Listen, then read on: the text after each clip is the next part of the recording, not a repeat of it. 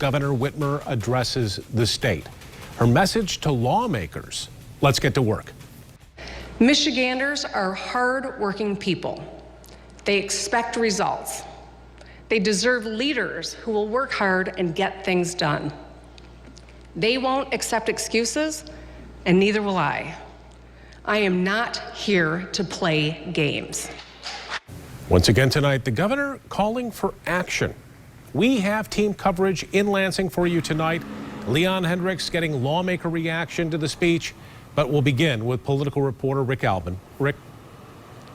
Well, Brian, Governor Whitmer laid out her plan for 2020, and it is a plan that will have her going in a unilateral manner around the legislature to get some money for roads. We'll explain that in just a minute. It comes after a year where she rolled out her major legislative priority, a 45-cent a gallon gas tax, and it went nowhere. Didn't even get introduced in the House or the Senate. So now she says she's going to go to the Michigan Transportation Commission, ask them for the authority, and she will receive it, to bond money to fix major trunk line roads in the state. We don't know how much money, but it will be into the billions of dollars. In a somewhat shorter speech than normal, the governor chided Republicans for inaction, laid out some new ideas, and pointed to one bipartisan piece of legislation from last year that she says will save money.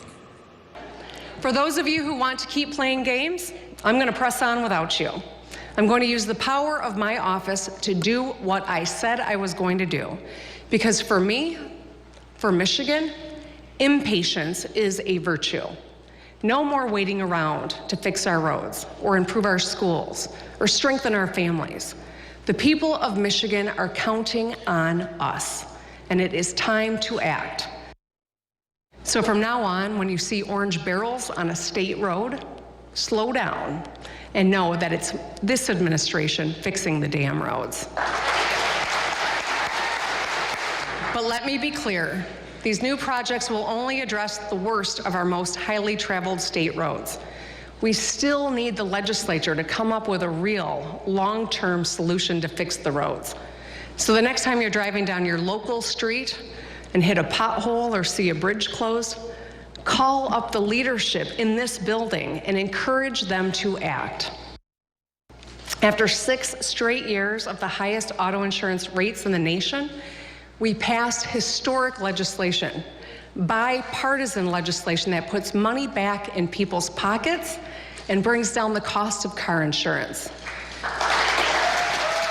In doing so, we preserved quality coverage options, we strengthened consumer protections, and most importantly, ensured an average rate reduction for the next 8 years.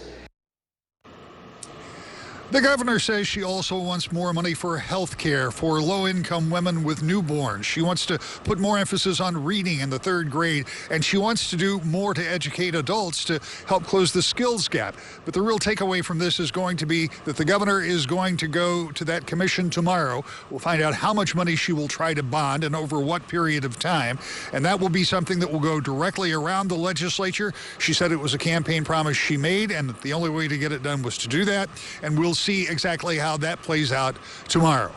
We're live in Lansing. Rick Albin, back to you. Yeah, Rick, it's roads, roads, roads. And as you mentioned, the governor now going around lawmakers. So you have to wonder how big of an impact will that have on other legislative operations in Lansing? It seems to me that it's simply going to be a very difficult year to get anything done here because A, it's an election year, and B, we've got this logjam over roads, and now the governor's going to break that partially, but she's still going to be on the legislature to come up with money for local roads. But this whole dichotomy of this relationship that she appears to have with Senate Majority Leader Shirkey, at one point she hugged him, or they hugged each other during this speech tonight, but on the other hand, they can't seem to get together on these things, and then they start pointing fingers back and forth. Kind of the same with Speaker Chatfield. So it's hard to know, but it seems to me as an observer when the governor goes out of her way to blame Republicans that it's going to be more difficult for the Republican majority and the Democratic governor to get together. Perhaps. All right, Rick Albin, live from Lansing. Thank you for that. And News 8's Leon Hendricks continuing our team coverage tonight now. And Leon, the governor's address, it's getting reaction tonight from lawmakers. And I guess it's no surprise it's falling right along those party lines. Brian, good evening to you. Yes, Republicans were ready to pounce on this. They say that this idea of bypassing the legislature is a bad one, and they want the governor to change course. I was disappointed, frankly, in the speech. The lack of detail, frankly, in any of the areas. Yeah, I think her call for bipartisanship really stood out to me. Lawmakers lined up to share their thoughts on the governor's address tonight. It came as no surprise that the governor again focused on roads. The people of Michigan don't want more ceremony. They want concrete action. But Republicans were once again put off by her plan to pay for them. It's not our only option. We need to work together to find an option, but bonding is simply a credit card. We need to think about a long-term solution. Sure, it brings in immediate dollars into the system, but at the end of the day, you still then have to repay on those bonds as well as figure out a way to finance the roads going forward. Democrats say the governor is doing the right thing. You're a legislator. Is bypassing the legislature the way to do that? I think in this case, it seems like it may be a great tool for us to get a jump start on what needs to happen. If we don't, it will cost us a lot more in the future. Some Republicans did find nuggets they liked in the governor's speech. I appreciated some conversation about the child care issue. Certainly, I think that we have to address the roads. I think that that is a priority. I think the governor's spot on about that. But the divide on roads and how to fix them seems no smaller following this State of the State address. The governor pushing to make good on her central campaign promise. Like it. She's made a promise she's going to stick to keeping it. Or not. You know, those bonds get paid by the motor fuel tax. How sustainable is that taxation system going 20 years out from now? With electrified vehicles and those other alternative fuels, where is that revenue stream going to be to pay off those bonds? So every Republican we spoke with tonight said that they, too, were on board with fixing the roads. The question is just how to pay for it.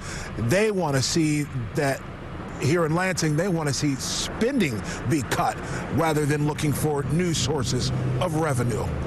We're live in Lansing. Leon Hendricks, News 8. All right, Leon, a lot of the same dilemmas we were dealing with just a year ago. Thank you for that live report from the Capitol tonight. Also tonight, a Muskegon Heights boy was a guest of the governor's this evening. A video of 13-year-old Monty Scott went viral last year, and it caught the attention of the governor and her push to fix the roads. Monty's mom posted this to Facebook. After some expensive repair bills on his mom's car, after nailing so many potholes, Monty took matters into his own hands, and he went out and fixed the potholes himself.